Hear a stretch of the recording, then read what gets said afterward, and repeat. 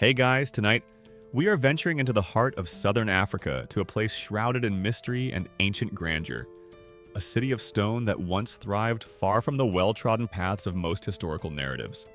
We're going to explore the enigmatic ruins of Great Zimbabwe, seeking to understand not just its imposing, mortarless walls, but also to imagine the daily calm, the peaceful rhythms of life that once filled its now silent enclosures. Imagine yourself wandering through these incredible stone structures. The warm African sun on your face, the vast savanna stretching around you, and the whispers of a lost civilization echoing in the air. This isn't just a pile of old rocks. It's the heart of a once powerful kingdom, a testament to indigenous African ingenuity. And honestly, if you were suddenly tasked with building these massive, perfectly fitted stone walls without any mortar, using only ancient tools and your wits, you probably wouldn't survive the first week without developing a very serious respect for ancient engineers and possibly a rather sore back. So before you get comfortable, take a moment to like the video and subscribe, but only if you genuinely enjoy what I do here.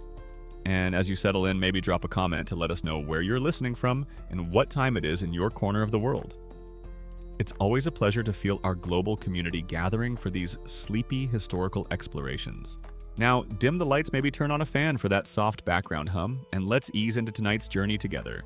You find yourself standing on the Zimbabwe Plateau, a vast expanse of rolling grasslands and granite kopias, those distinctive rocky outcrops that dot the southern African landscape. The air is clear, the sky immense, and before you rising from this ancient land are the truly impressive stone ruins of Great Zimbabwe. The name itself, Zimbabwe, is thought to derive from Shona, words meaning great stone houses or sacred house, a fitting descriptor for this monumental site. For centuries, from roughly the 11th to the 15th CE, this was the bustling capital of a powerful kingdom, a center of trade culture and spiritual life for the ancestors of the modern Shona people. But as you wander through its now quiet enclosures past towering, unmortared stone walls that curve and soar with an almost organic grace, a profound sense of mystery envelops you. Who exactly built this magnificent city, and why here in this particular spot? How did they achieve such sophisticated stonework without the use of mortar fitting massive granite blocks together so precisely? And what was daily life truly like for the thousands of people who once called this place home from the ruling elite, in their stone-walled residences to the common folk in their daga huts? These are questions that have intrigued archaeologists, historians, and dreamers for generations. The most striking features, of course, are the stone enclosures themselves, principally the hill complex perched at Taberia, Arabic for natural, not quite right, should be atop a prominent granite hill, and the iconic Great Enclosure with its massive elliptical outer wall and the mysterious conical tower nestled within. These structures built from locally quarried granite speak of immense labor, sophisticated organization, and a deep understanding of stonemasonry. This is a mainstream historical fact. Great Zimbabwe, which flourished between approximately the 11th and 15th centuries CE, is the largest ancient stone construction in sub-Saharan Africa and is recognized as a UNESCO World Heritage Site built by the ancestors of the Shona people without the use of mortar. But beyond the sheer architectural marvel, our journey tonight will also try to evoke the daily calm, the pulse of ordinary life that once animated these stones.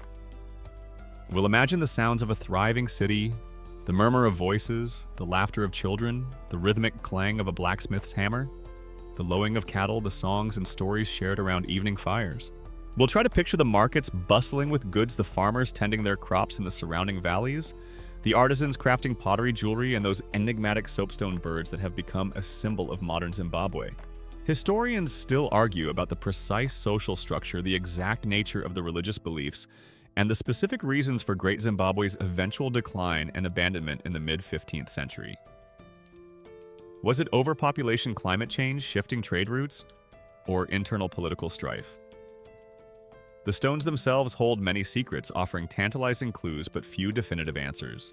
For early European colonial observers, the sheer scale and sophistication of Great Zimbabwe were so baffling, so contrary to their prejudiced assumptions about African capabilities that they concocted all sorts of outlandish theories about its origins, attributing it to everyone from the Queen of Sheba to ancient Phoenicians.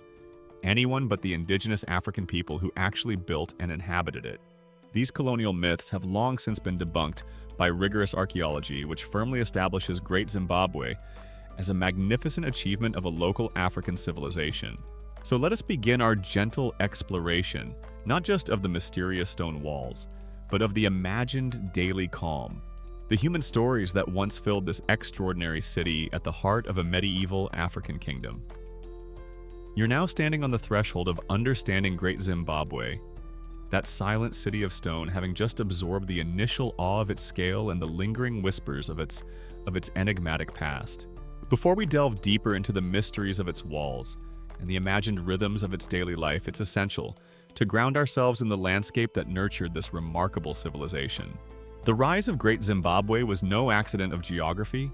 It was intimately connected to the specific environment of the Zimbabwe Plateau, a land of rolling savannas, granite hills, and seasonal rains, a cradle that shaped the lives and culture of the early Shona people who would eventually build this magnificent stone kingdom.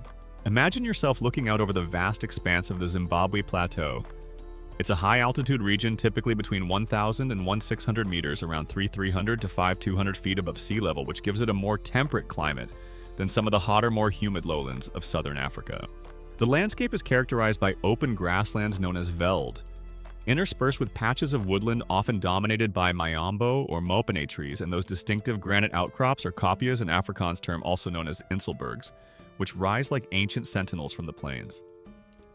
These kopias, formed by millennia of erosion, often feature massive balanced boulders and natural caves, providing shelter and strategic defensive positions. It's no coincidence that the oldest part of Great Zimbabwe, the hill complex, is built upon one such prominent granite hill. This environment, while sometimes challenging, also offered significant resources. The grasslands provided the grazing for livestock, particularly cattle, which, as we'll see, were immensely important to the economy and social fabric of the people of Great Zimbabwe. The woodlands offered timber for construction for hut roofs, fences, and fuel, and a habitat for wild game. The soil, while not uniformly fertile across the entire plateau, was suitable in many areas for cultivating hardy, drought-resistant crops like sorghum millet and various African vegetables and gourds. This is a mainstream historical fact. The Zimbabwe Plateau, where Great Zimbabwe is located, provided a favorable environment for early agropastoral societies due to its relatively temperate climate, adequate rainfall for certain crops like sorghum and millet grasslands for cattle grazing, and abundant granite for building. Water, as always, was a crucial factor. The region experiences seasonal rainfall primarily in the summer months, and the early inhabitants would have relied on rivers, streams, and natural springs.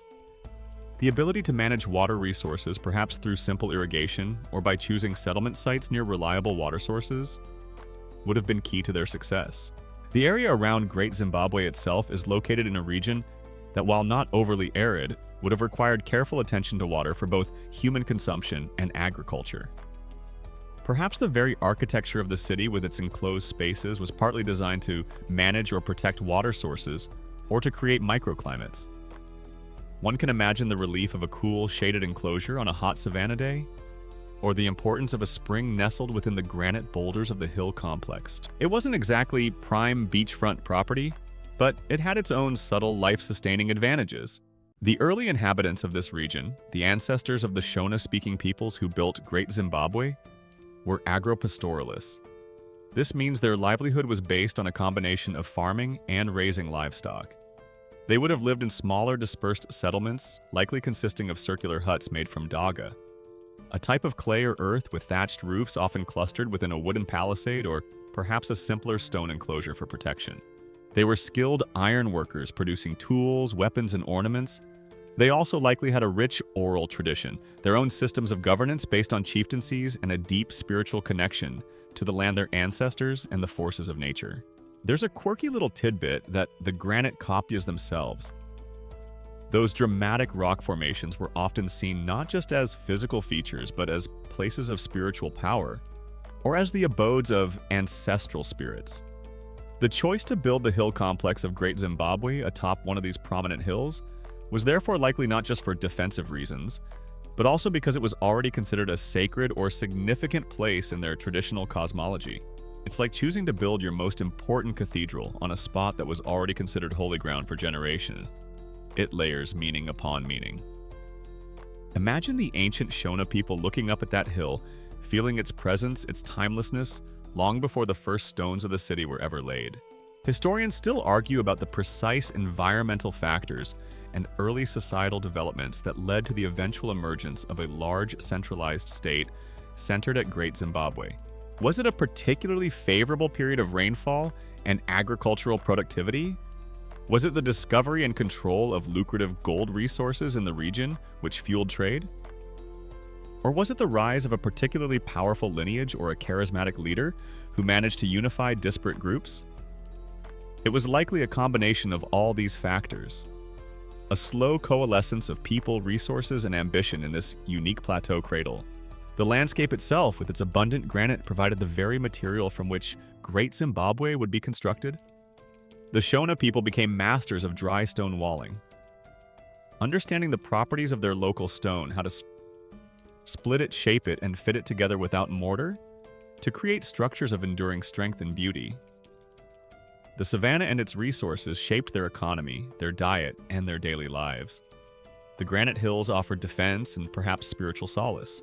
It was from this specific earth, under this vast African sky, that the remarkable stone city would rise, a testament to a people deeply attuned to and ingeniously interactive with their unique Southern African environment.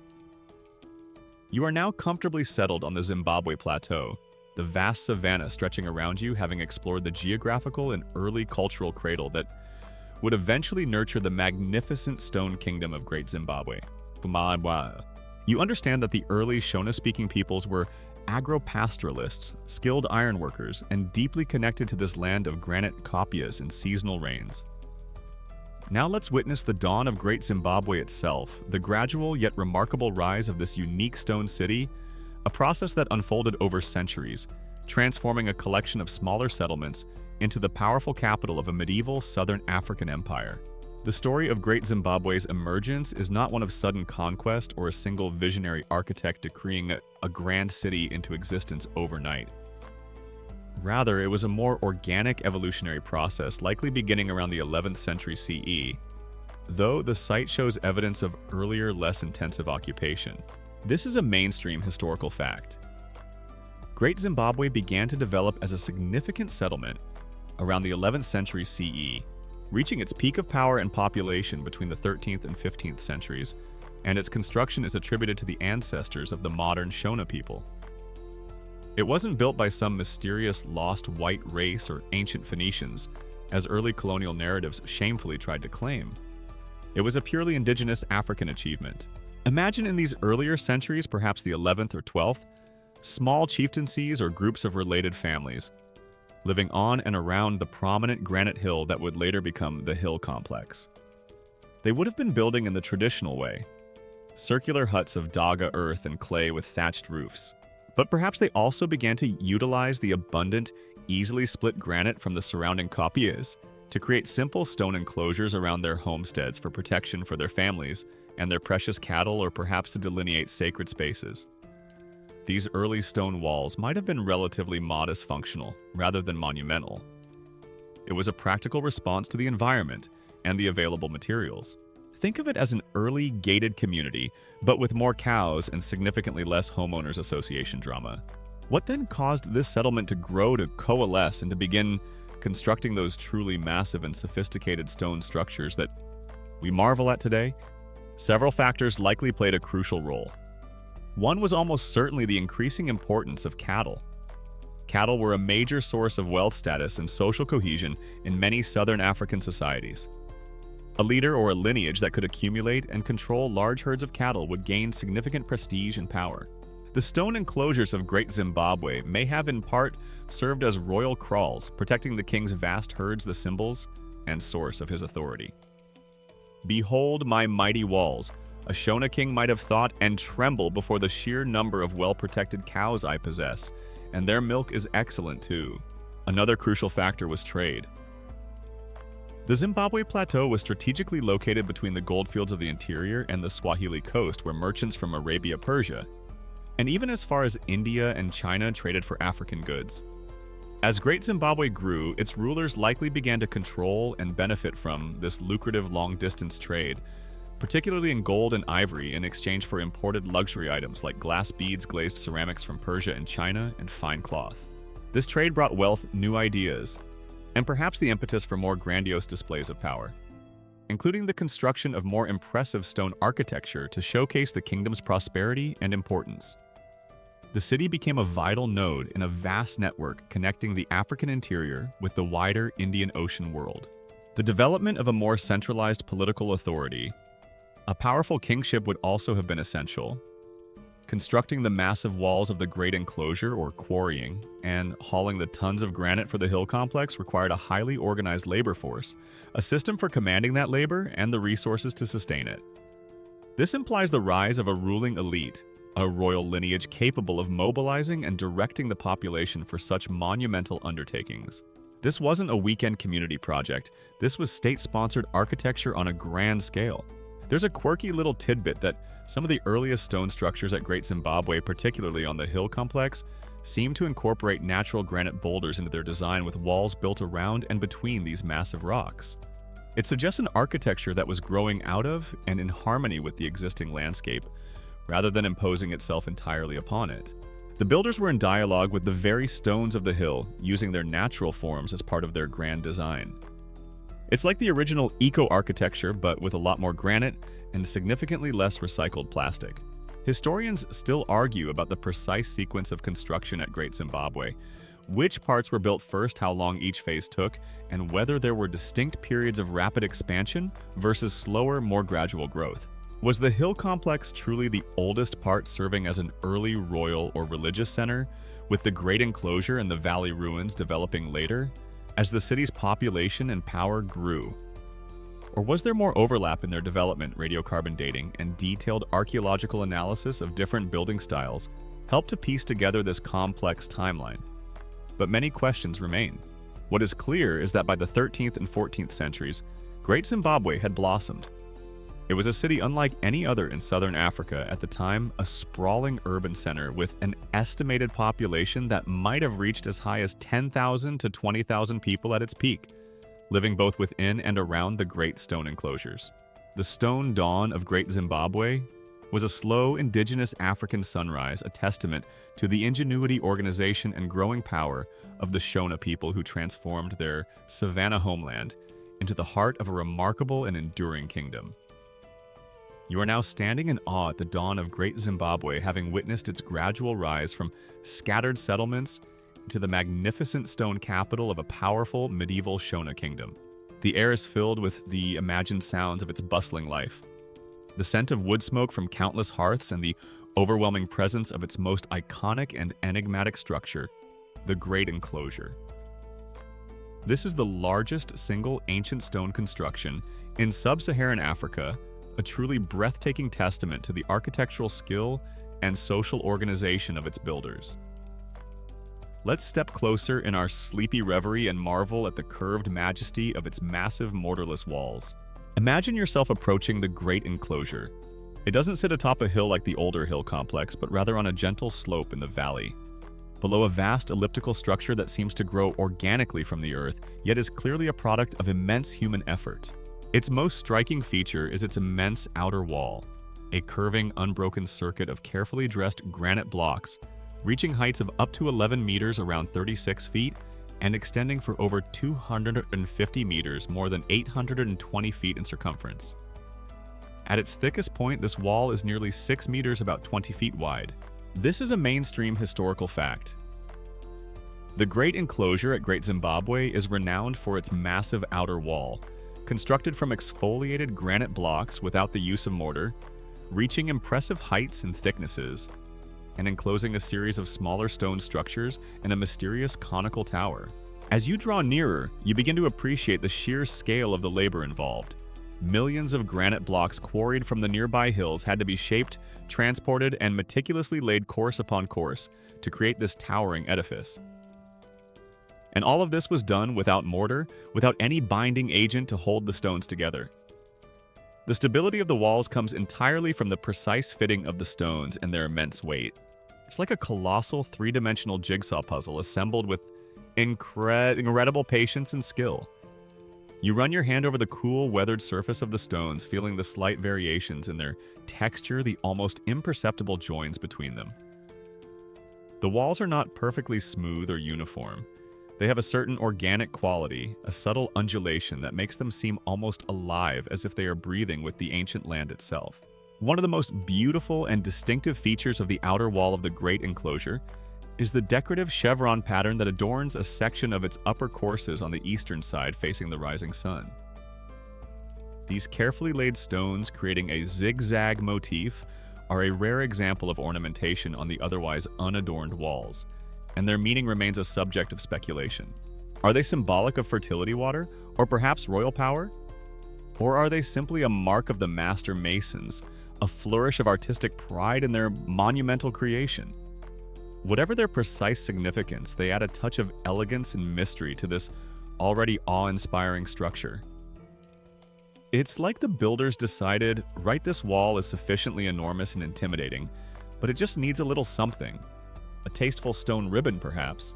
You pass through one of the narrow, unadorned entrances into the Great Enclosure. The passages are often deliberately constricted, perhaps for defensive reasons, or to create a sense of transition, of entering a special protected space. Inside, the sheer scale of the outer wall is even more apparent, dwarfing you, creating a sense of enclosure and perhaps even a little intimidation. Within this vast outer perimeter, you find a complex series of smaller, stone-walled enclosures, pathways, and daga, hut platforms suggesting a densely populated and highly organized living or ceremonial space. The air here feels different, more contain the sounds of the outside world muffled by the sheer mass of stone. And then rising from within this labyrinth of internal structures is perhaps the most enigmatic feature of the Great Enclosure, the conical tower. It's a solid circular stone tower about 5.5 meters, 18 feet in diameter at its base, and originally perhaps around 9 meters, 30 feet high, tapering gently towards its now damaged top. It's beautifully constructed with smooth, carefully laid courses of granite. But its purpose, that remains one of Great Zimbabwe's most enduring riddles. It's not hollow. It's a solid stone structure. It has no obvious entrance or internal chambers. Was it a symbolic granary representing the king's ability to provide for his people? Was it a phallic symbol connected to fertility rites or royal power?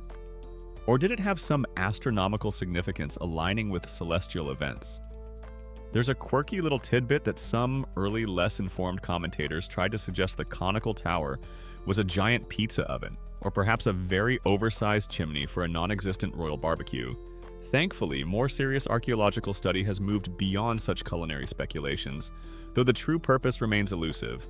Its sheer solid presence, its beautiful stonework, and its central location within a narrow passage in the Great Enclosure all suggest it held profound symbolic importance for the people who built it.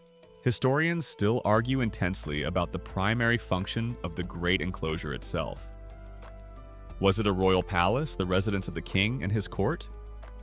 Was it a major religious center, a place for important ceremonies and rituals? Or did it serve multiple purposes, a combination of elite, residence, administrative hub, and sacred precinct?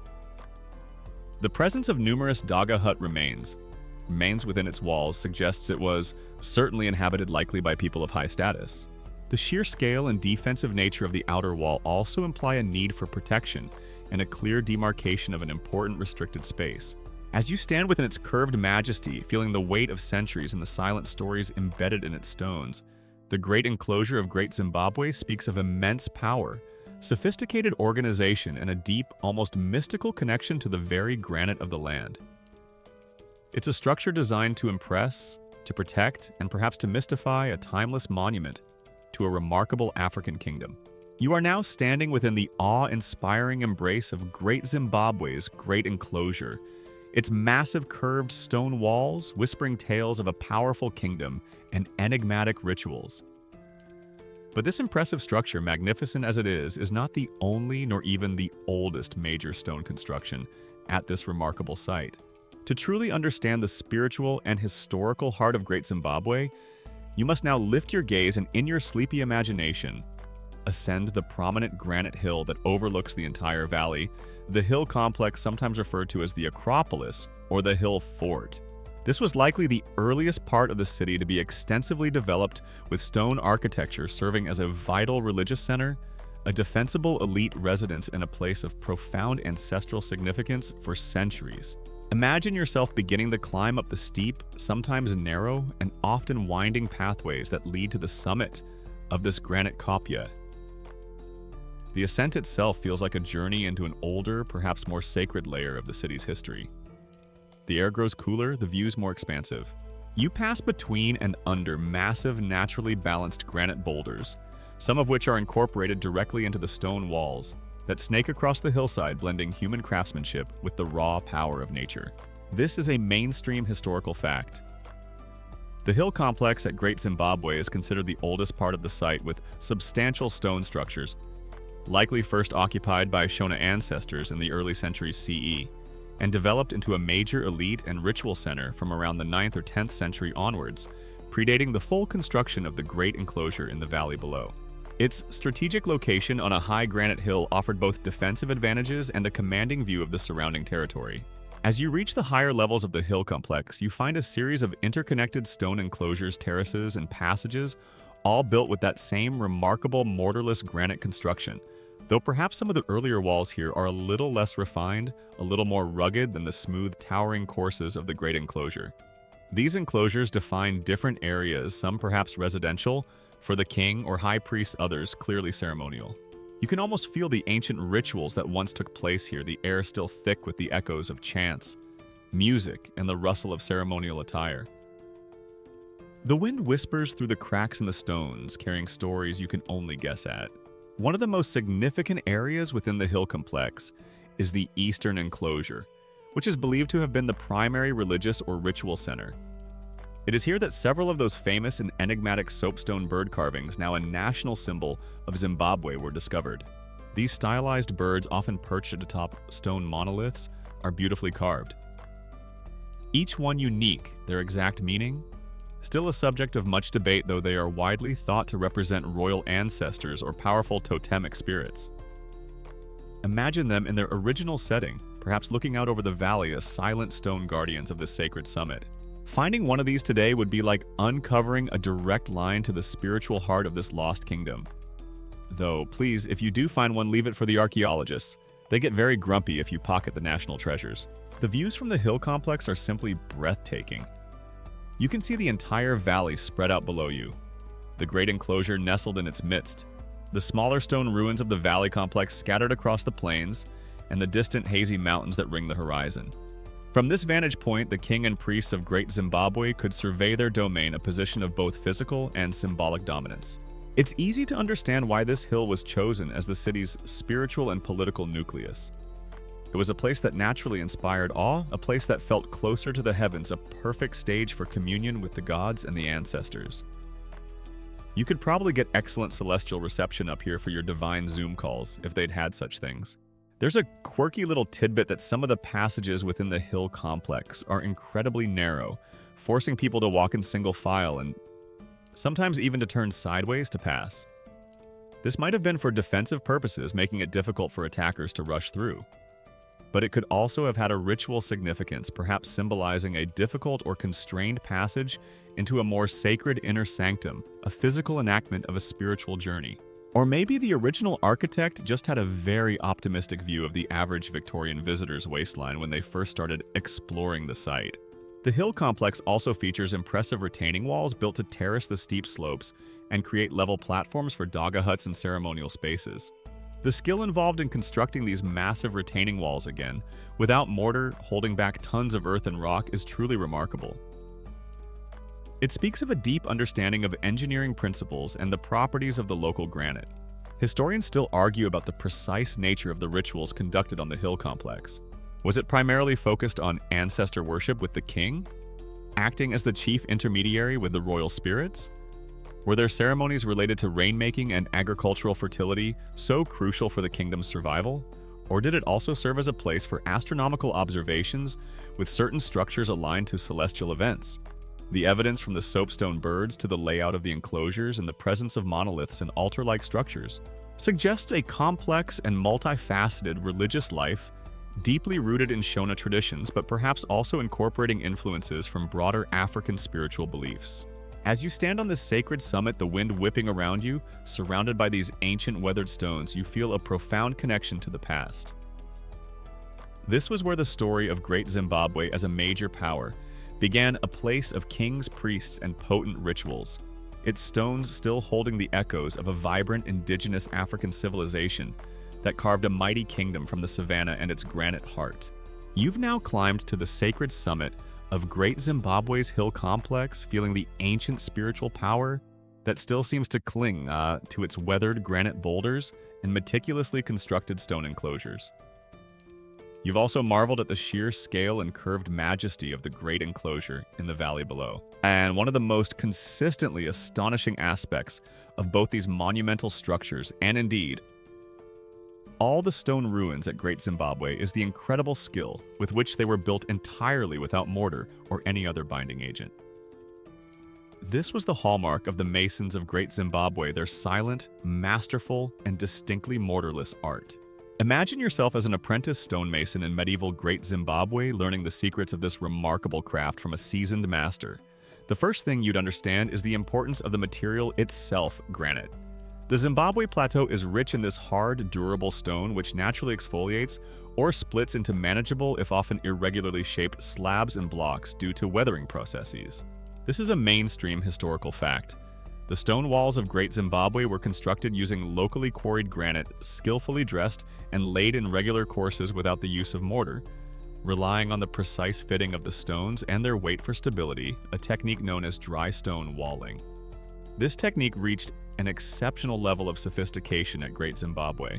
Your master mason would teach you how to select the right pieces of granite, how to read the grain of the stone. You'd learn how to use simple tools, perhaps harder stone hammers or dolerite wedges, to further shape and dress the blocks to give them relatively flat faces and more regular edges for a tighter fit. This wasn't about creating perfectly uniform machine-cut bricks. It was about working with the natural character of the stone, skillfully adapting each piece to its place in the wall. It was a conversation between the mason and the material. You probably wouldn't want to drop one of these granite blocks on your foot. An ancient Shona health and safety seminar on proper lifting techniques would have been very useful, one imagines. Then came the laying of the courses. The walls of Great Zimbabwe are typically built with two outer faces of carefully dressed stone, with the inner core filled with smaller, rougher stones and rubble. But it's the precision of those outer faces that is so astounding. The masons would lay each course with incredible care, selecting stones that fitted snugly against their neighbors, often with only the tiniest of gaps between them. They understood how to use the weight of the stones themselves and the slight batter or inward slope of the walls to ensure stability. The walls are not just randomly piled rocks. They are carefully engineered structures built to last for centuries, as indeed they have. Imagine the patience required, the keen eye for geometry, the almost intuitive understanding of physics that these ancient craftsmen possessed. There were no laser levels or computer-aided design programs here, just generations of accumulated knowledge and skill, passed down from master to apprentice. Look closely at the walls of the great enclosure, for instance. You'll see that the courses of stone are remarkably even, often running in smooth parallel lines for long distances. The stones are often laid in a way that avoids continuous vertical joints, a technique that adds significantly to the wall's strength, much like the bonding in modern brickwork. Some sections, particularly the later and more refined ones, show an incredible level of precision, with stones so perfectly fitted that you can barely slip a knife blade between them. It's a testament to the masons' dedication to their craft, their pursuit of a kind of structural perfection. They weren't just building walls, they were creating enduring works of art in stone. There's a quirky little tidbit that suggests some of the master masons at Great Zimbabwe might have developed their own distinctive signatures or styles in their stonework, subtle variations in how they dressed the stones or laid the courses, which an expert eye might be able to discern. Perhaps certain sections of the Great Walls were built by different teams or guilds of masons, each with their own traditions or preferred techniques. While difficult to prove definitively without written records from the builders themselves, it's a fascinating thought that individual artistry might be embedded within these seemingly anonymous monumental structures. Ah yes, that particular way of chamfering the edge of the block, classic work of Old Man Tafadzwa's crew, that is. They always did have a flair for the dramatic chamfer. The skill of these mortarless masons wasn't just about fitting stones tightly. It was also about understanding how to build curves like the magnificent elliptical outer wall of the great enclosure, or how to incorporate features like entrances, passages, and even those decorative patterns like the chevron motif, all using only dry stone techniques. Building a stable, towering, curved wall without mortar is an immense engineering challenge, yet the masons of Great Zimbabwe achieved it with apparent mastery. Historians still argue about the precise tools and techniques used for quarrying, transporting, and lifting the many tons of granite blocks, especially for the higher courses of the walls.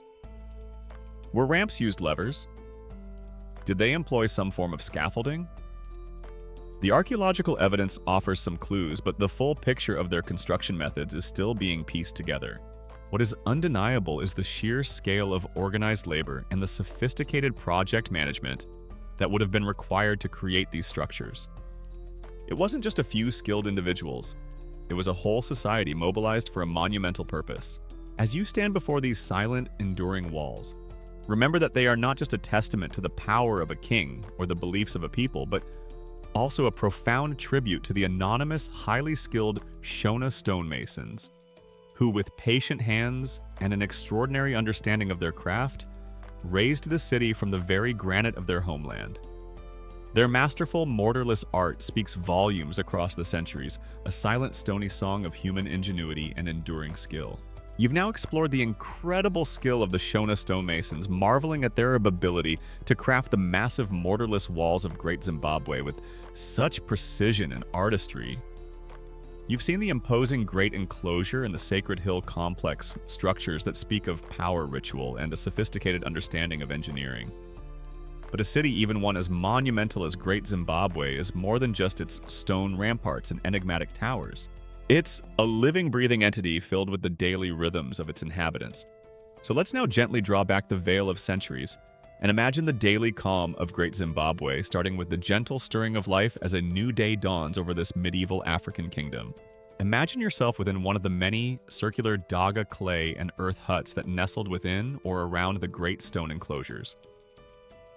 The first light of dawn is just beginning to filter through the doorway, or perhaps a small high opening in the thatched roof. The air inside is cool and still carries the faint smoky scent of the previous night's hearth fire. You hear the first tentative sounds of the city awakening, perhaps the distant crowing of a rooster, the soft lowing of cattle in a nearby kraal, the gentle murmur of voices as your own family begins to stir. This is a mainstream historical imagining based on archaeological evidence of hut foundations and artifacts. Daily life for the majority of Great Zimbabwe's inhabitants would have centered around their circular daga huts, which typically had earthen floors, cone-shaped thatched roofs supported by wooden poles, and a central hearth for cooking and warmth. Family units would have lived in these dwellings, engaging in a variety of domestic and agricultural activities. As the sun climbs higher, casting its golden light over the granite copias and the dew-kissed savanna, the city truly begins to come alive. You emerge from your hut into the cool morning air. The sounds grow, the laughter of children already at play, the rhythmic thud of women grinding maize or sorghum with stone grinders. A sound that would have been a constant percussive backdrop to daily life, the chatter of neighbors greeting each other as they begin their day's tasks. Smoke begins to rise from countless hearths as morning meals are prepared. Perhaps a simple porridge made from millet or sorghum, or leftover stew from the previous evening.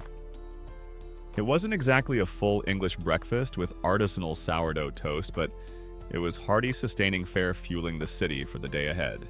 Women would likely be heading out to fetch water from nearby springs or streams, balancing clay pots gracefully on their heads, their conversations a gentle murmur as they walked.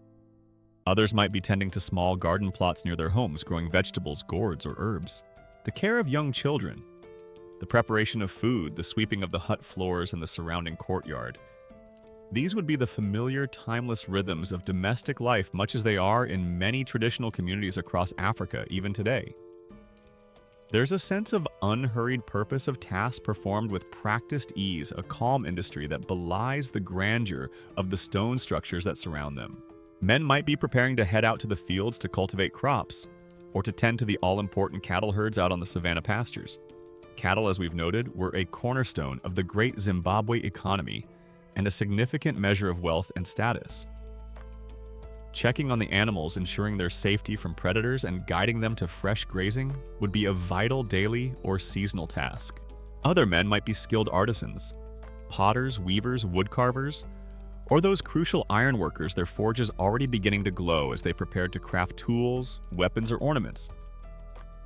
You might hear the distant rhythmic clang of a blacksmith's hammer, a sound that spoke of both utility and artistry. It was probably less alarm clock and more gentle percussive wake-up call with a chance of new spearheads by lunchtime. There's a quirky little tidbit that suggests personal grooming, even in a city without running water, in every hut would still have been a part of the morning routine. People would likely wash their faces and hands, perhaps using water from a communal pot or a nearby stream. Hair might be carefully braided or styled, and skin perhaps oiled with animal fat or plant-based oils to protect it from the sun and keep it supple. Small personal adornments, beads, copper bracelets, carved bone pendants, would be donned. Even in a city of stone, there was room for personal care and a touch of simple elegance. One imagines a certain amount of "good morning, did you sleep well, and is my new ochre face paint pattern looking suitably fierce yet distinguished" type conversations. Historians still argue about the exact daily routines and division of labor within different social strata at Great Zimbabwe. How did the life of a common farmer or artisan differ from that of a member of the ruling elite living within the more restricted enclosures of the hill complex or the Great Enclosure? The elite undoubtedly had more leisure access to more resources and were likely involved in governance ritual and the management of trade, while the majority of the population engaged in the essential tasks of food production, craftwork, and general labor. Yet the fundamental rhythms of dawn daylight and dusk of work and rest of family and community would have been shared by all, as the morning sun fully illuminates the massive stone walls, casting long shadows across the courtyards and pathways.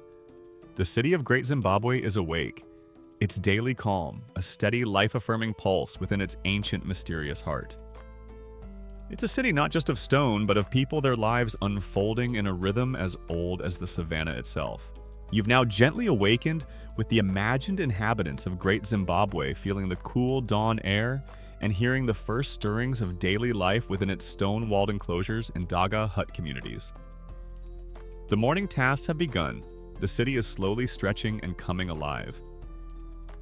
As the sun climbs higher, casting shorter shadows, another vital aspect of this medieval African capital would begin to hum with activity, its marketplaces and the workshops of its skilled artisans.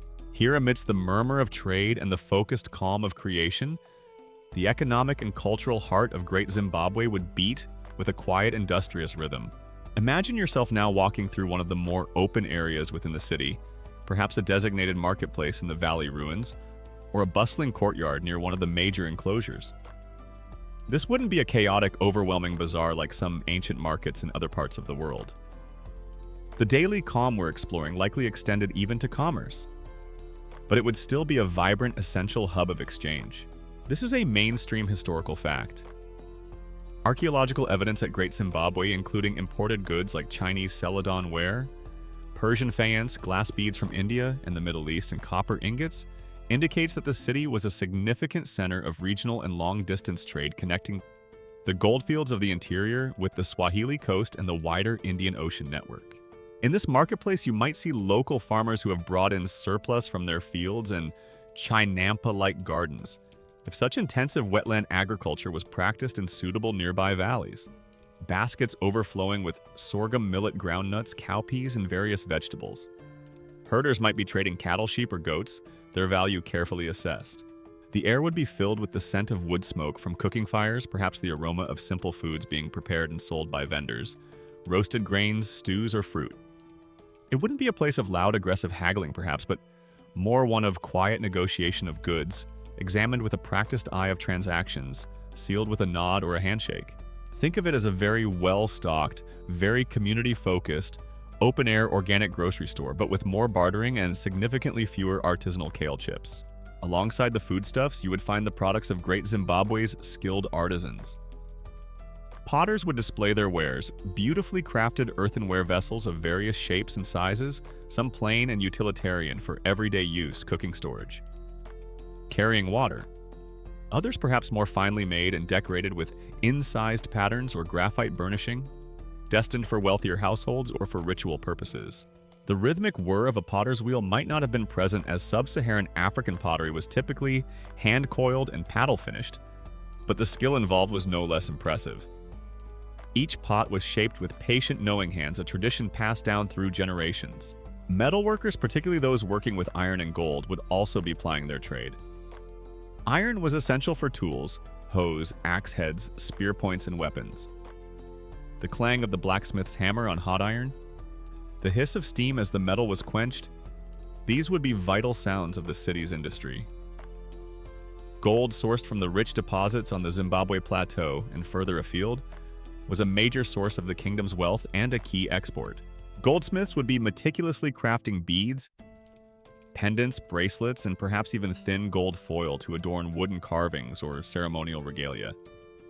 Their workshops would be places of intense focus, transforming raw nuggets and dust into objects of beauty and high value. You probably wouldn't just wander in and ask if they could resize your gold pinky ring while you waited. It was serious, skilled, and probably rather secretive work. Other artisans might be carving wood for stools, bowls, or architectural elements like hut doors and posts. Some might be working with ivory, another valuable trade good, fashioning it into ornaments or utensils. Weavers, likely women, would be creating cloth from locally grown cotton or perhaps from processed bark fibers, though imported textiles were also highly prized. The gentle click-clack of a simple loom or the rhythmic movement of fingers plaiting fibers would add to the soundscape of productive calm. There's a quirky little tidbit that suggests the marketplaces of Great Zimbabwe might have also included vendors selling more esoteric items, perhaps medicinal herbs gathered from the savanna, charms or amulets for protection or good fortune, or even divining tools used by traditional healers or spirit mediums. The line between everyday commerce and the spiritual world was often quite fluid in traditional African societies. So next to the fellow selling a fine clay pot, you might find someone offering a rather interesting collection of dried roots and unusual pebbles, guaranteed to improve your cattle's milk yield or ensure your next trading venture was particularly successful. Special offer this week. Buy 2 protective amulets, get a slightly used but very potent rainmaking charm absolutely free.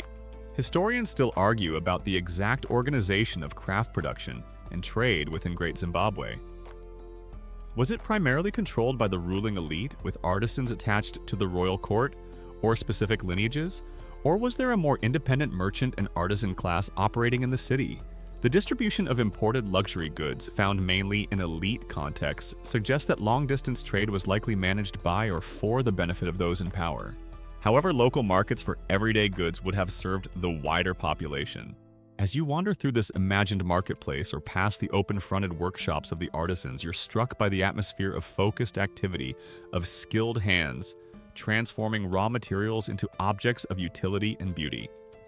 There's a quiet hum of industry, a sense of purpose, a daily calm that is not about idleness but about productive, meaningful work, all taking place within the protective embrace of those magnificent, mysterious stone walls. This was the engine room of Great Zimbabwe's economy and its cultural expression.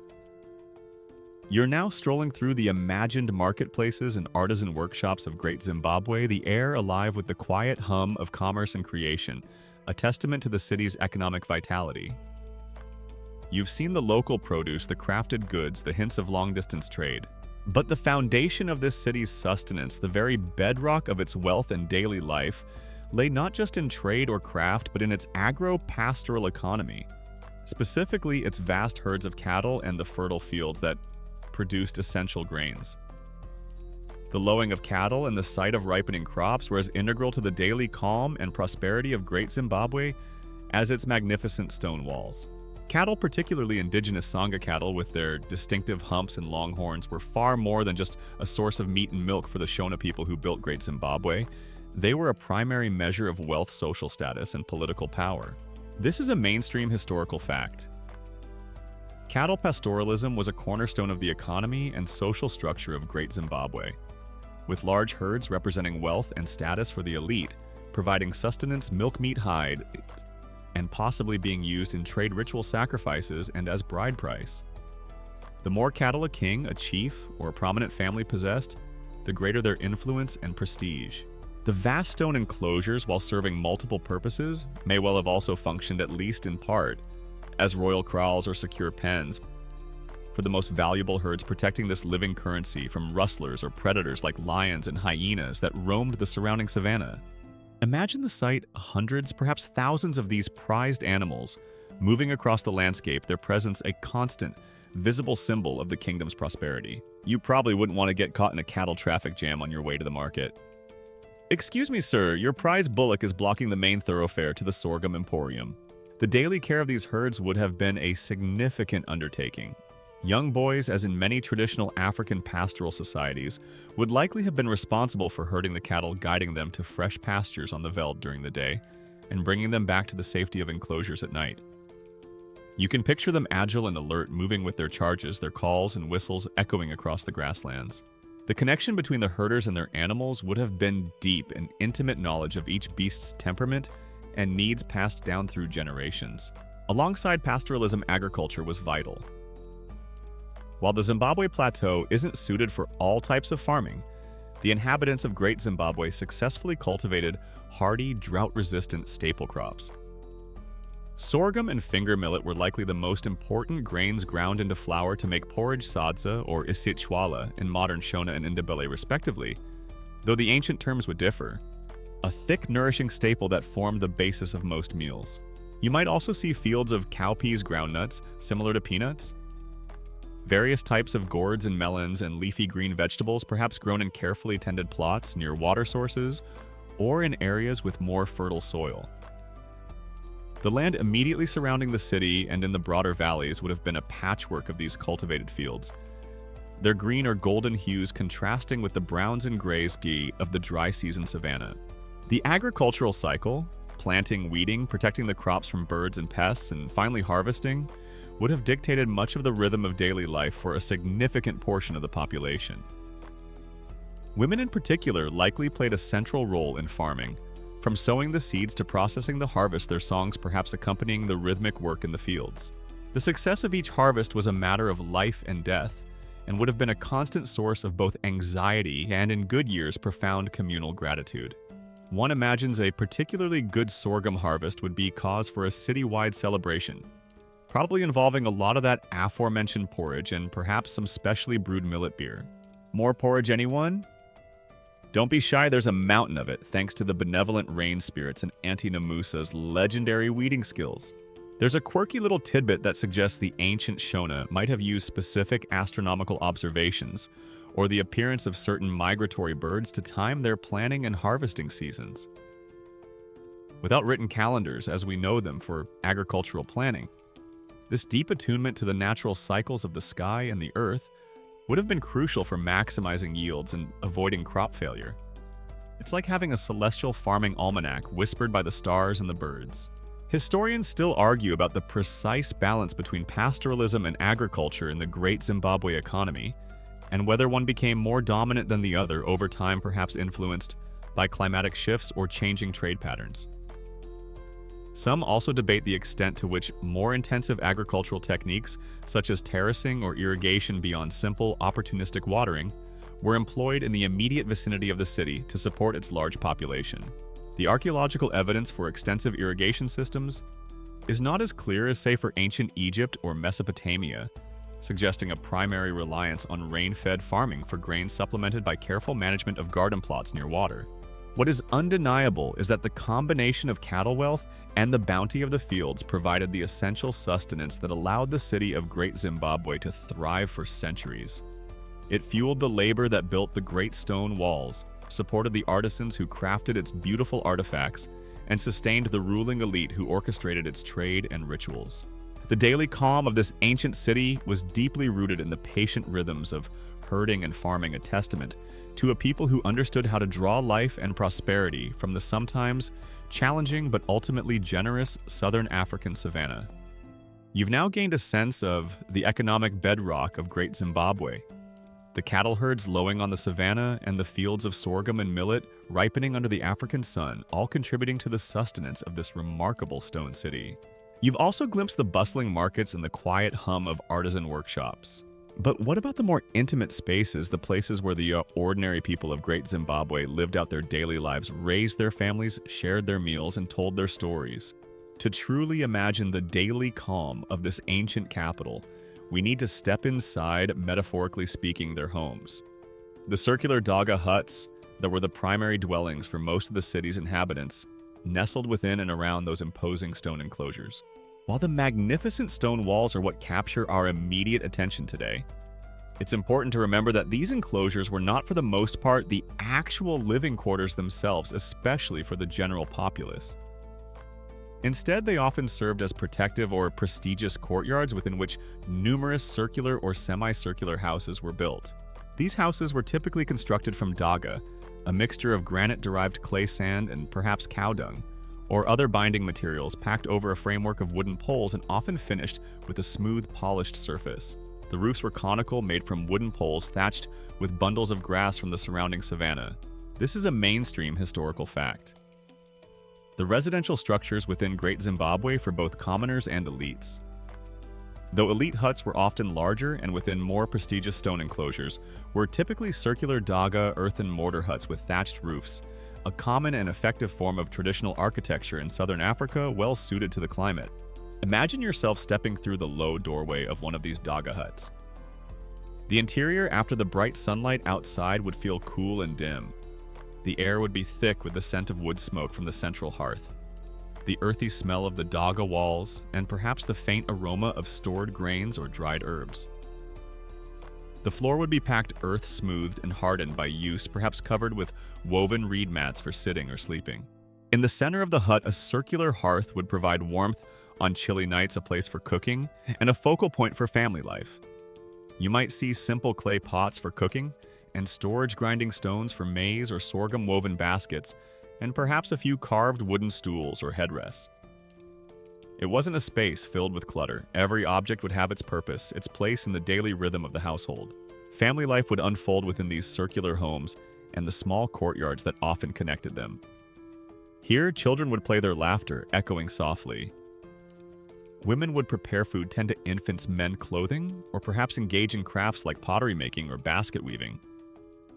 Men might repair tools, discuss community affairs, or share stories.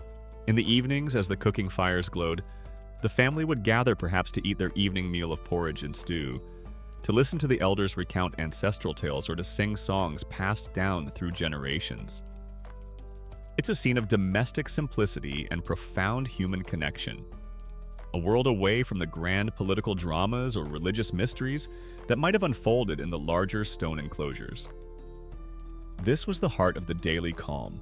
The layout of these homesteads, often a cluster of huts within a smaller stone or wooden enclosure, or within different sections of the larger enclosures like the Great Enclosure or the Valley Ruins, would have reflected social structures. An extended family group, perhaps a lineage, might occupy a particular cluster. The size and quality of a hut and its proximity to important structures or resources could indicate the status of its inhabitants. Even within the elite sections, the basic circular daga hut form was likely maintained, though perhaps larger, more finely finished, and adorned with more decorative elements. There's a quirky little tidbit that the daga walls and floors of these huts were often meticulously smeared and polished, sometimes with cow dung, which when dry created a surprisingly hard, clean, and insect-repellent surface. It might sound a bit off-putting to our modern sensibilities, but it was an effective and readily available traditional building and finishing technique. So that smooth, almost polished look wasn't necessarily a sign of high-tech flooring. It was the result of good old-fashioned and rather aromatic elbow grease. Darling, have you redunged the parlor floor this week? It's looking a trifle dusty and the ancestors are coming for dinner. Historians still argue about the precise internal organization of these huts and the daily use of space. Were there designated areas for sleeping, cooking, if not done in a separate kitchen hut and storage within the single circular room? How were gender roles reflected in the use of domestic space? And what can the distribution of artifacts found within these hut remains? Pottery shards, tools, beads, animal bones. Tell us about the diet activities and social status of their former occupants. Each excavated hut floor is like a miniature frozen snapshot of daily life, offering clues for archaeologists to carefully piece together. The overall impression of these residential areas as imagined through the archaeological evidence is one of an organic, close-knit community. The circular form of the huts themselves often promotes a communal, less hierarchical feel compared to more angular architecture. The shared courtyards, The proximity of neighbors, the common reliance on shared resources like water and grazing land, all would have fostered a strong sense of community. So while the towering stone walls speak of kings and power and mystery, it's in these humble daga huts with their thatched roofs and earthen floors that the true daily calm of Great Zimbabwe resided. Here, families loved, laughed, worked, and dreamed, their lives unfolding in a rhythm that, for all the grandeur of their city, was deeply connected to the earth, to each other, and to the timeless cycles of human existence. You've now had a glimpse into the intimate heart of Great Zimbabwe. The circular daga huts where families lived out their daily lives, their hearthside tales and quiet labors unfolding within the protective embrace of those magnificent stone enclosures. You've felt the calm pulse of domesticity. But the lives of the people of Great Zimbabwe were not just about farming, herding, crafting, and family. Like all ancient societies, they possessed a rich spiritual world, a system of beliefs and rituals that sought to make sense of the cosmos, to honor their ancestors, and to ensure the well-being of their community and their kingdom.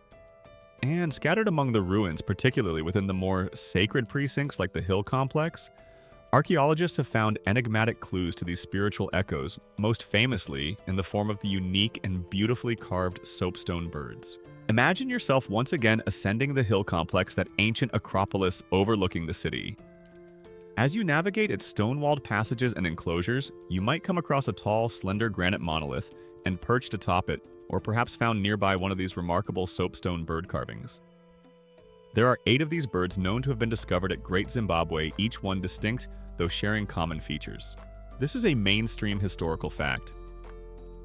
The most famous and iconic artifacts recovered from Great Zimbabwe are the 8 soapstone bird carvings, typically depicting a stylized raptor, possibly an eagle or a bateleur eagle perched on a column or monolith. These birds are believed to have held significant religious or symbolic meaning for the Shona people who built the city, likely representing royal ancestors or serving as totemic emblems. Today, one of these birds is the central emblem on the national flag of Zimbabwe. These aren't just crude carvings. They are works of considerable artistry and symbolic power.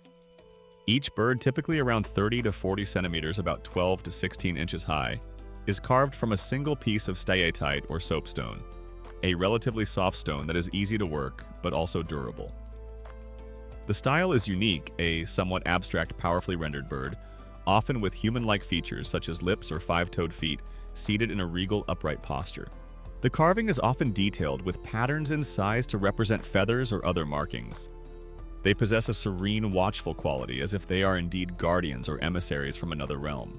What did they signify to the people who so carefully crafted them and placed them in these high sacred places? Were they symbols of royalty, each bird representing a past king or a dynastic lineage? Were they totemic animals embodying the spirit or identity of a particular clan? Or were they messengers to the creator god, Muwari, carrying the prayers and petitions of the people skyward? The precise meaning is lost to us, adding to their enigmatic allure. One thing is for sure, they weren't just decorative garden gnomes. They were imbued with profound spiritual significance. If you had one of these in your ancient Shona rockery, it was making a very serious statement about your connection to the powers that be. Beyond the famous birds, other artifacts found at Great Zimbabwe hint at a rich ritual life. Fragments of soapstone bowls, sometimes decorated with geometric patterns or depictions of cattle, further emphasizing the importance of livestock, suggest that offerings or libations might have been made in these vessels. The presence of numerous imported glass beads, Persian faience, and Chinese celadon ware, particularly in elite or ritual contexts, suggests these exotic items were not just trade goods, but might also have been used in ceremonies, perhaps as offerings or as part of sacred regalia, their foreignness adding to their mystique and power. The conical tower within the great enclosure, that solid, beautifully constructed stone edifice whose purpose remains so mysterious, is almost certainly a ritual structure of some kind. Was it a symbolic granary, as some have suggested, representing the king's ability to ensure abundance and ward off famine? Or did its solid phallic form relate to male royal power and fertility rites? Or perhaps it was an astronomical marker, its shadow or alignment with celestial bodies, used to determine auspicious times for planting, harvesting, or important ceremonies. The possibilities are tantalizing, and the tower stands as a silent, stony riddle at the heart of the city's largest enclosure. It definitely wasn't a medieval attempt at a very, very secure lighthouse, as there's no sea for hundreds of miles. There's a quirky little tidbit that some scholars have speculated that the narrow winding passages and enclosed spaces within both the hill complex and the great enclosure were designed not just for defense or elite seclusion, but also to facilitate specific ritual processions or initiations. Imagine a novice priest or a young royal being led through these dark, constrained pathways. The experience itself, a form of sensory manipulation designed to induce a receptive or altered state of consciousness before they reached a sacred inner sanctum. It's a plausible idea given the importance of ritual pathways in many ancient religions. It would be like a very serious, very stony version of a funhouse, but with more spiritual enlightenment and fewer jump scares, one hopes. Historians still argue about the precise nature of the religious system at Great Zimbabwe. While it's understood to be rooted in traditional Shona beliefs involving a high god, Maori ancestor veneration, and the importance of spirit medium Sfikiro, who could communicate between the living and the spiritual realms. The specific details of how these beliefs were expressed in the rituals and architecture of Great Zimbabwe are still being carefully pieced together from archaeological evidence, ethnographic analogy with later Shona practices, and oral traditions. Was there a distinct priestly class? What was the exact role of the king in religious ceremonies? And how did the famous soapstone birds fit into this complex spiritual tapestry? What seems clear is that the entire city, with its carefully constructed stone enclosures, its orientation towards prominent landscape features, and its unique artifacts, was imbued with a deep sense of the sacred. The daily calm we've been imagining was not a purely secular calm. It was a peace that was likely understood to be maintained through a correct and respectful relationship with the ancestors, the spirits of the land, and the divine powers that governed all aspects of life, from the fertility of the fields to the legitimacy of the king. The stones of Great Zimbabwe don't just speak of power and engineering. They whisper of a profound and deeply felt spiritual world. You've now glimpsed the spiritual heart of Great Zimbabwe, imagining the enigmatic soapstone birds gazing out from the sacred hill complex and pondering the purpose of the mysterious conical tower within the great enclosure.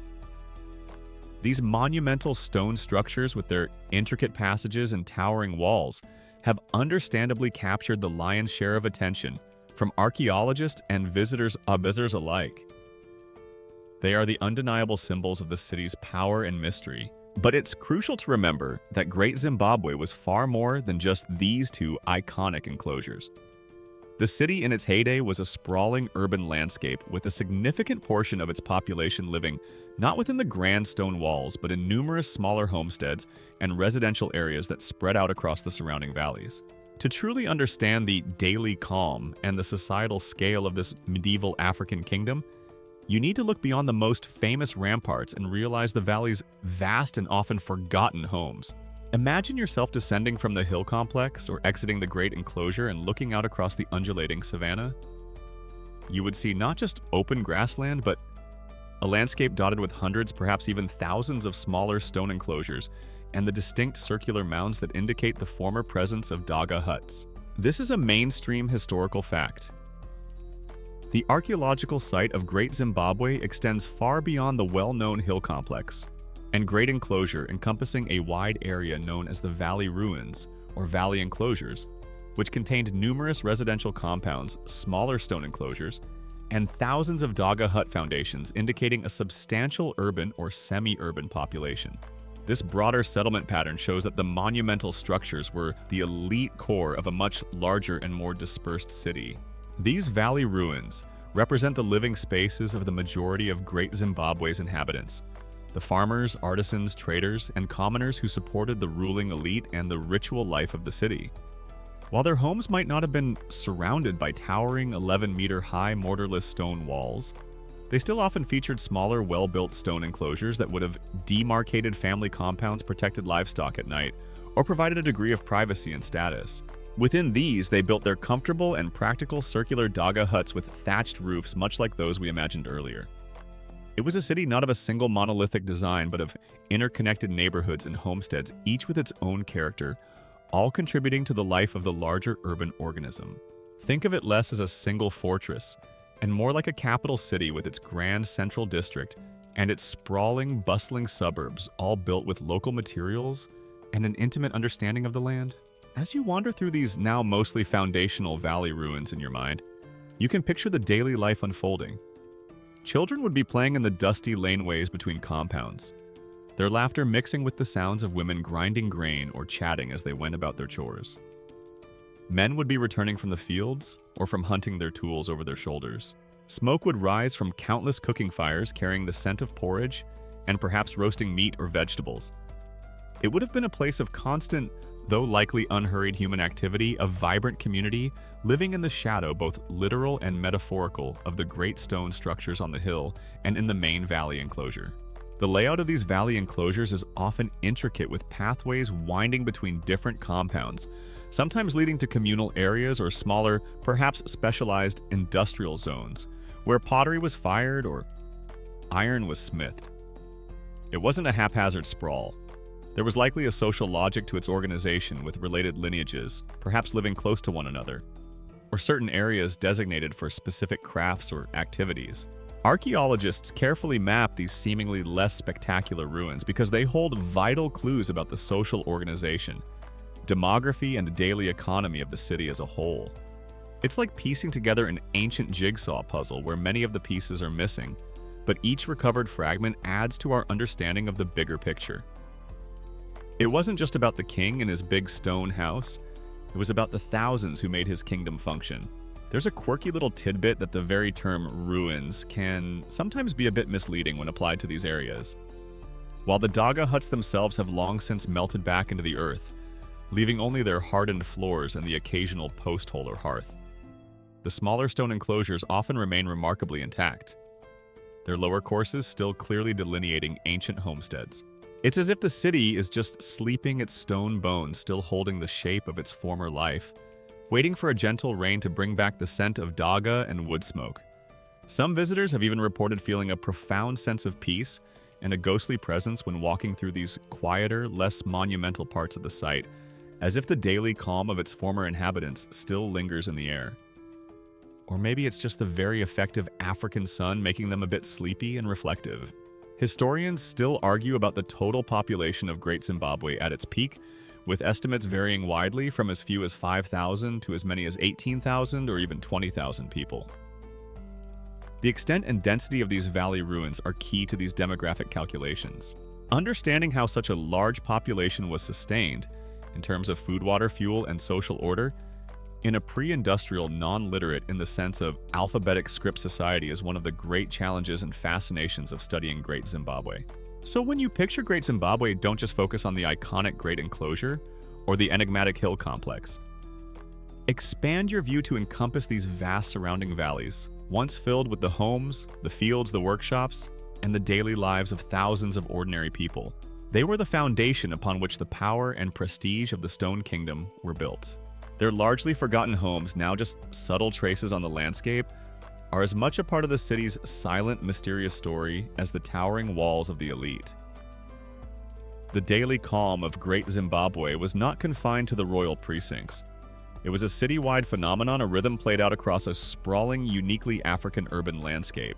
You've now explored the vastness of Great Zimbabwe, realizing that its monumental stone enclosures were the heart of a much larger city, a sprawling landscape of homes, fields, and workshops where thousands of people lived out their daily lives with a certain industrious calm. You've seen how their agro-pastoral economy sustained them. But Great Zimbabwe wasn't just a large, self-sufficient agricultural town. It was the capital of a powerful kingdom and a major player in the complex network of regional and long-distance trade that crisscrossed southern and eastern Africa and even stretched across the Indian Ocean. The wealth and prestige that allowed for the construction of those magnificent stone walls came in no small part from its role as a thriving trading hub, particularly for highly valued commodities like gold and ivory. Imagine yourself now not just as an observer of daily life, but as a trader, perhaps arriving at Great Zimbabwe after a long journey from the Swahili coast, or from one of the gold-producing regions of the interior. As you approach the city, you'd be struck not only by its impressive stone architecture, but also by the signs of its commercial vitality. You might see caravans of porters carrying goods, or hear the chatter of different dialects and perhaps even foreign languages in the marketplaces. This is a mainstream historical fact. Great Zimbabwe was a significant commercial center in medieval southern Africa, controlling trade routes that linked the goldfields of the Zimbabwe Plateau with the Swahili coastal city-states, like Kilwa and Sofala, from whence these goods were traded into the wider Indian Ocean network, reaching as far as Arabia, Persia, India, and even China. Gold was undoubtedly one of the primary engines of Great Zimbabwe's wealth. The Zimbabwe Plateau itself and surrounding regions were rich in gold deposits which were mined and processed by indigenous communities. The rulers of Great Zimbabwe likely controlled access to these goldfields, or at least taxed the trade in gold that passed through their territory. You can picture ingots of raw gold or perhaps beautifully crafted gold beads, pendants, and thin gold foil used for adorning wooden carvings or ceremonial objects being carefully weighed and traded within the city's markets or elite enclosures. This gold was highly sought after by merchants on the Swahili coast who in turn traded it for goods from across the Indian Ocean. It wasn't just shiny metal. It was concentrated wealth, the sinew of power and international connection. Owning a lot of gold in Great Zimbabwe probably meant you weren't just rich, you were, I can commission another layer on my already inexplicably large stone tower, rich. Ivory from the tusks of African elephants was another incredibly valuable export. Elephant tusks were prized in many parts of the world. In Asia for carving intricate ornaments, in Europe for luxury goods. The savanna around Great Zimbabwe would have been home to elephant herds, and the Shona people were skilled hunters. The trade in ivory like gold would have brought considerable wealth and exotic goods into the city. Imagine the storerooms of a wealthy merchant or a royal official in Great Zimbabwe, filled not just with local produce but with bolts of fine imported cloth, silk, cotton, colorful glass beads from India or Persia, glazed ceramics from China, fragments of which have been found at the site by archaeologists, and perhaps even spices or other luxuries from distant lands. These imported items, often found in elite burials or within the more prestigious stone enclosures, are a testament to Great Zimbabwe's active participation in this far-reaching medieval trade network. It's like finding a Made in China label on a 14th century pot in the middle of southern Africa, a clear sign of just how interconnected the world was even then. This trade was not just about material goods, it was also about the exchange of ideas, technologies, and cultural influences. Though the precise nature and extent of these more intangible exchanges are harder for archaeologists to trace. The very act of engaging in long-distance trade would have required sophisticated social and political organization, knowledge of different peoples and routes, and perhaps even a rudimentary system of credit or diplomacy. The rulers of Great Zimbabwe weren't just local chieftains. They were orchestrators of a complex commercial enterprise. There's a quirky little tidbit that suggests the layout of some of the stone enclosures at Great Zimbabwe, particularly the narrow, winding passages and controlled entrances, might have been designed not just for defense or elite seclusion, but also to manage and control the flow of trade goods and traders into and out of certain areas. Perhaps specific enclosures served as secure trading posts or royal treasuries where valuable commodities like gold and ivory were stored, assessed and exchanged under the watchful eyes of the king's officials. It would be like a very secure, very exclusive medieval wholesale market, where only the most important traders got past the stone bouncer or snum bouncers at the door. Historians still argue about the exact mechanisms of this trade. How was it organized? Did the kings of Great Zimbabwe directly control the mining of gold, or did they primarily tax independent miners and traders? What was the role of vassal chiefs and surrounding communities in this commercial network? And how did the common people of Great Zimbabwe benefit, if at all, from this influx of foreign wealth and goods? The distribution of imported items seems to suggest that the primary beneficiaries were the ruling elite, who used this wealth to consolidate their power, reward their followers, and finance the construction of those monumental stone structures that proclaimed their prestige to the world. The power and prosperity derived from this trade in gold, ivory, and other goods allowed Great Zimbabwe to flourish for several centuries, becoming the dominant political and economic force in the region. Its mysterious stone walls were not just symbols of an isolated, enigmatic kingdom. They were the heart of a dynamic, outward-looking society, a key player in the intricate web of medieval African and Indian Ocean commerce. The daily calm of the city was underpinned by this vibrant, far-reaching trading power. You're now fully aware of Great Zimbabwe's grandeur, not just as a city of mysterious stone walls and quiet daily rhythms, but as the bustling heart of a powerful medieval trading empire, its wealth built on gold, ivory, and the ingenuity of its Shona inhabitants. For several centuries, from roughly the 11th to the mid-15th, it thrived a beacon of indigenous African civilization. But then, somewhat abruptly in historical terms, this magnificent city began to decline, and by the late 15th or early 16th century, it was largely abandoned. Its great stone enclosures gradually falling silent, left to be reclaimed by the savanna and the mists of time. Why did this once mighty capital, this testament to such incredible labor and organization, eventually fade?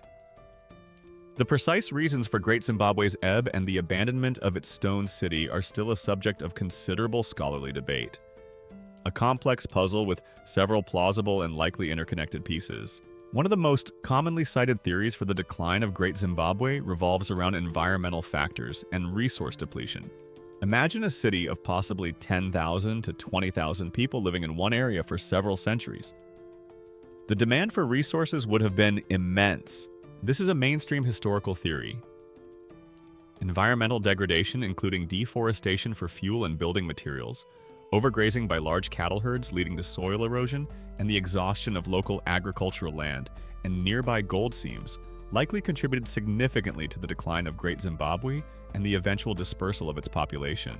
The very success of the city, its large population, and intensive cattle herding may have eventually overstrained the carrying capacity of its immediate environment.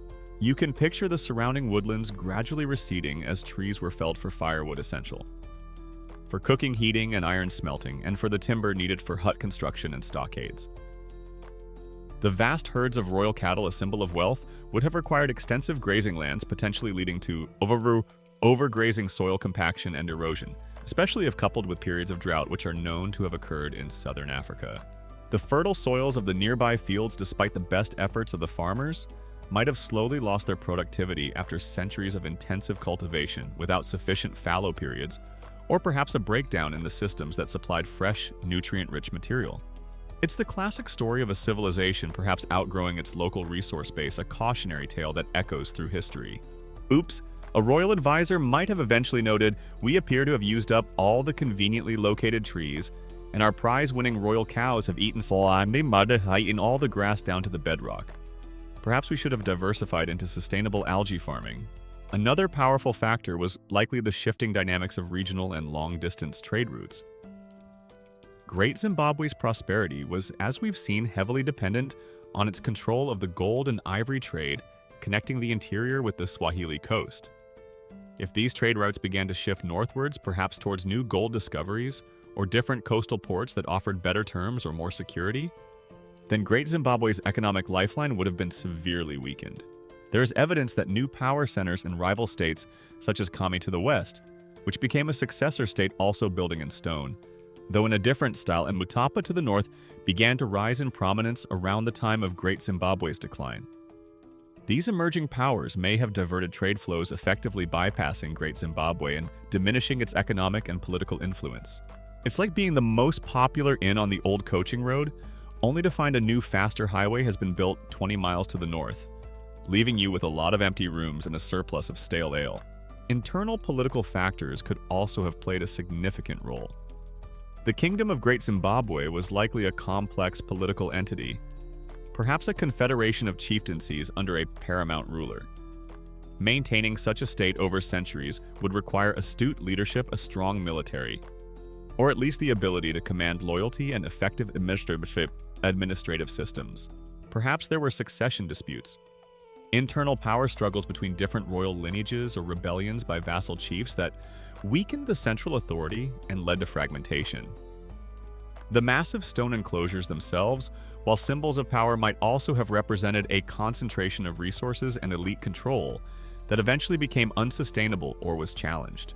There's a quirky, though purely speculative tidbit that suggests a major spiritual or religious crisis could have contributed to the city's abandonment. If, for example, a series of droughts, famines, or epidemics were interpreted as a sign that the gods or the ancestral spirits were displeased with the rulers or the location of the capital, it might have prompted a decision to move to a more auspicious site. In a society where the spiritual and the temporal were so deeply intertwined, such a crisis of faith could have profound political and demographic consequences. The royal soothsayer says the sacred soapstone birds are looking decidedly grumpy this season, Your Majesty. Perhaps it's time to find a new hill with better spiritual feng shui.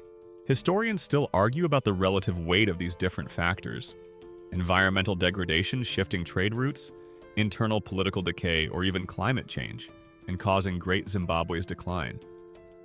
It was almost certainly not a single catastrophic event, but a more gradual process of diminishing returns, increasing pressures, and the slow ebbing of power and population over several decades, perhaps even a century or more.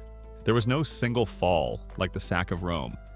It was more a fading away, a dispersal of people seeking new opportunities or fleeing declining conditions. What is clear is that by the time the first Portuguese explorers and traders all began to hear tales of a great stone city in the interior, in the 16th century, Great Zimbabwe itself was largely deserted, its magnificent walls already beginning their long, silent communion with the encroaching savanna. The daily calm had given way to an even deeper, more profound silence. The silence of a city whose time had passed, leaving behind its enigmatic stone bones to puzzle and inspire future generations. You have journeyed with us through the rise and fall of the magnificent stone city of Great Zimbabwe, from its humble beginnings on the Savannah Plateau through the skilled hands of its mortarless masons and the daily calm of its inhabitants to its zenith as a powerful trading hub, and finally to its mysterious decline and abandonment. For centuries now, its silent, imposing stone walls have stood as an enigma, a testament to a remarkable indigenous African civilization, inspiring awe-wonder and a host of often misguided theories about its origins. As our sleepy exploration of this ancient capital draws to its peaceful close, let's reflect for a moment on the enduring mystery of Great Zimbabwe, the whispers that still echo from its stones, and the lasting legacy of the people who built it. What strikes you most, perhaps, as you wander these ruins in your mind is the sheer quiet dignity of the place. Despite the centuries of neglect, the early colonial plundering for treasure, which thankfully found little gold but sadly disturbed much archaeological context, and the absurd racially motivated attempts to deny its African origins, Great Zimbabwe endures. Its massive stone walls, though no longer sheltering a king or echoing with the sounds of a bustling city, still speak of immense power, sophisticated organization, and a profound connection to the land. This is a mainstream historical consensus. Great Zimbabwe is now unequivocally recognized by archaeologists and historians as a magnificent achievement of an indigenous Bantu-speaking Shona ancestral culture, representing a powerful pre-colonial African state with a complex social structure and extensive trade networks. Its significance lies not just in its architecture, but in its testament to African agency and historical depth. The very mystery that surrounds so much of Great Zimbabwe is part of its enduring allure. Why exactly was the conical tower built, and what precise rituals took place within the great enclosure? What was the true nuanced meaning of those enigmatic soapstone birds perched so serenely on their monoliths?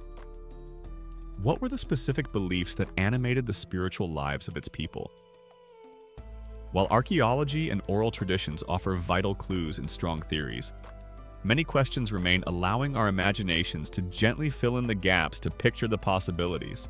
It's like reading a fascinating ancient book where a few crucial pages are missing, prompting us to ponder and speculate, keeping the story alive in our own minds. The daily calm that we've tried to evoke, the imagined rhythms of farming, herding, crafting, family life, and spiritual observance, is perhaps the most important yet most elusive aspect of Great Zimbabwe's legacy. The monumental stones tell us about power and structure, but it's in picturing the lives of the ordinary people who inhabited these spaces that we truly connect with the humanity of this lost city. Their joys, their sorrows, their daily struggles and triumphs are not carved in stone, but they are implicit in the very fabric of the place, in the worn hearthstones of the Daga huts and the scattered pottery shards in the layout of the fields that once fed them. It's a reminder that even the grandest civilizations are built upon the quiet, everyday efforts of countless individuals. There's a quirky and rather poignant tidbit that some of the early European discoverers of Great Zimbabwe, so blinded by their colonial prejudices that they couldn't believe Africans could have built such a place, actually damaged parts of the site by digging recklessly for treasure or trying to find proof of foreign influence.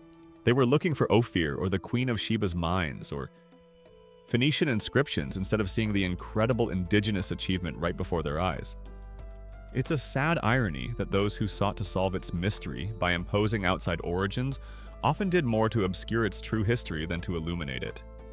Thankfully, more careful and respectful archaeology has since set the record straight, but it's a reminder of how easily prejudice can distort our understanding of the past.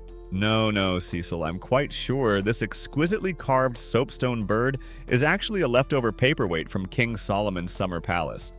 The locals just, found it and put it on a stick. Historians still argue about the exact nature of Great Zimbabwe's political influence and the extent of its empire. Was it a tightly controlled, centralized state, or more of a confederacy with a powerful, spiritual, and commercial capital? How did its power compare to other contemporary states in Africa or elsewhere in the world? And what specific lessons can its rise and fall teach us about the complex interplay of environment trade, social organization, and political leadership in shaping human civilizations? The stones may be silent on some of these specific, but they continue to provoke vital questions and ongoing research. What is not in doubt is that Great Zimbabwe stands as a powerful symbol of pre-colonial African achievement, a source of immense pride for the modern nation that bears its name. Its legacy is not just in its imposing ruins, but in its demonstration of sophisticated urban planning, advanced stonemasonry complex, social structures, and active participation in international trade networks all developed indigenously, long before extensive European contact in the region. So, as you let the image of those silent, sun-warmed stone walls fill your mind, remember that they are more than just an ancient puzzle. They are the enduring whispers of a people, a culture, a kingdom that once thrived with a quiet dignity and a powerful vision. The daily calm may have long since faded into the African savanna, but the mystery and the majesty of Great Zimbabwe continue to speak to us across the centuries, inviting us to listen, to learn, and to wonder. And now, as the African sun sets in your mind over the majestic stone enclosures of Great Zimbabwe, casting long, cool shadows across the savanna, let the profound silence and ancient peace of this remarkable place settle over you. The whispers of its past, the imagined sounds of its daily life, the enigma of its soapstone birds all now gently recede, leaving only a sense of awe and tranquility. The mysteries that remain are not for you to solve tonight. They are simply echoes in the vast landscape of history, lulling you towards a deep and peaceful rest. The great stone city sleeps, and so too can you in the quiet embrace of the night.